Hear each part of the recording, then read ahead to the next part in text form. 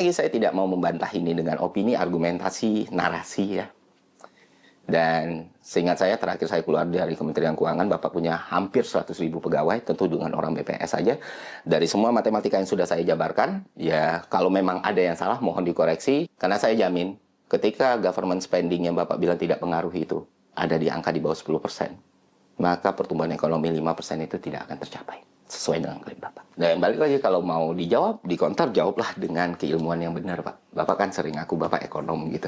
Tentu ekonom tidak bernarasi. Tentu Menteri Keuangan tidak beropini atau berargumentasi. Karena Bapak Menteri Keuangan bukan Menteri Penerangan, Pak. Oke, fine. Again, kenapa gue concern sama hal ini? Karena ketika kita mendiagnosis masalah, kita harus mengidentifikasinya dengan benar. Supaya dapat solusinya yang benar juga gitu. Jangan sampai identifikasinya apa, masalahnya apa, solusi yang diambil malah makin ngaco gitu.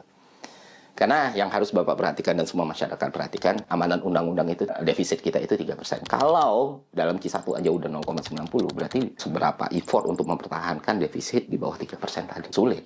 Ditambah lagi, kalau kita ngomong penerimaan dan pendapatan negara ya, itu selalu lonjakannya itu di Q1. Kenapa demikian? Karena ya SPT gitulah. Nah, sisanya itu harus digeber tuh. Kayak gimana caranya? Nah, itulah tugas pemerintah sekarang gitu. Sedangkan di Q1 yang jelas-jelas spike-nya penerimaan negara, ternyata pertumbuhan 10% itu masih kalah dengan belanjanya. Ya, pendapatan kita naik 10%, belanja kita naik 31,8%. Dan itu juga jadi masalah yang harus diselesaikan oleh pemerintah kita.